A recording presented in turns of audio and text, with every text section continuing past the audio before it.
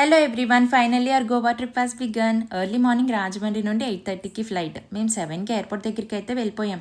అక్కడ బయట ఒక హోటల్లో బ్రేక్ఫాస్ట్ చేయడం వల్ల టైం చూసుకొనే లేదు. 7:45 అయ్యింది. ఎయిర్పోర్ట్ చెక్ ఇన్ అవ్వడానికి టైం అయిపోతుంది. మా టెన్షన్ ఇంకా అంతా ఇంత కాదు. ఫ్లైట్ కొంచెం 15 మినిట్స్ డిలే అవ్వడం వల్ల మేమైతే సేవ్ అయ్యాం. ఫ్లైట్ ఎక్కిన తర్వాత రిలాక్స్ అయ్యాం. సో గైస్, కిడ్స్తో కనుక ఎక్కడికి ప్లాన్ చేసుకున్నా కూడా ఒక half an hour extra time పెట్టుకుంటే బాగుండేది అనిపించింది నాకు. 9:40కి వి రీచ్డ్ హైదరాబాద్. ఇంకా గోవాకి ఫ్లైట్ 11:20కి. సో చాలా టైం ఉండడం వల్ల లీజర్గా ఏదో మాకు మేము ఇలా ఎంటర్టైన్ చేసుకున్నాం. ఒక రీల్ తర్వాత ఒకటి అలా ఎన్నో ట్రై చేసుకున్నాం. అండ్ అలానే నా ఫ్రెండ్ తన ఇంటి దగ్గర నుండి స్నాక్స్ ఇలా బ్యాగ్లో క్యారీ చేసింది. ఆకలి వేస్తుందనే టైంకి ఇస్తూ ఉండేది మా ఫ్లైట్ జర్నీ మొత్తం. Kids to enjoy this leisure time. ఏంటో టైం తెలియకుండానే అయిపోయింది. Hey, we got into the flight. And అలానే గోవాకి వచ్చేసాం. ఆఫ్టర్నూన్ 2కి రీచ్ అయ్యాం ఎగ్జాక్ట్గా. ఎయిర్పోర్ట్ నుండి మేము తీసుకున్న విల్లాకి, అంటే అది నార్త్ గోవాలో ఉంటుంది, ఎగ్జాక్ట్గా 40 మినిట్స్.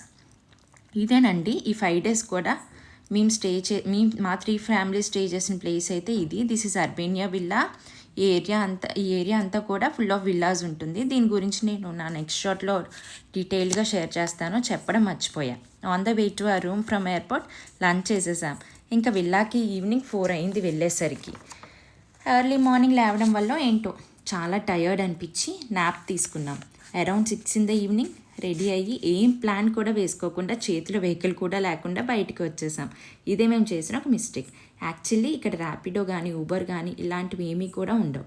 మేము ముందుగా కార్స్కి రెంట్ తీసుకుని ఉంటే బాగున్నాం. నెక్స్ట్ డే తీసుకుందాం, ఇప్పుడు పెద్దగా ఏం తిరగంగా, జస్ట్ మా విల్లా ఉన్న ఏరియాలోనే ఏమైనా ఉంటే తిరుగుదాం అనుకున్నాం. ఆల్మోస్ట్ ఒక 2 hours వెయిట్ చేసాం. ఎట్ లాస్ట్ ఆన్లైన్లో 2 cars రెంట్ తీసుకున్నాం 5 డేస్కి. మాకు దగ్గరలో కండోలిం బీచ్ అనేది ఉంది. సో అక్కడ 9కి నైట్ స్టార్ట్ అయ్యాం. మీకు ఇక్కడ ఒక చిన్న సజెషన్ ఏంటంటే, ఎప్పుడైనా మీరు గోవాకి ప్లాన్ చేసుకునేటప్పుడు car along with driver book చేసుకోండి.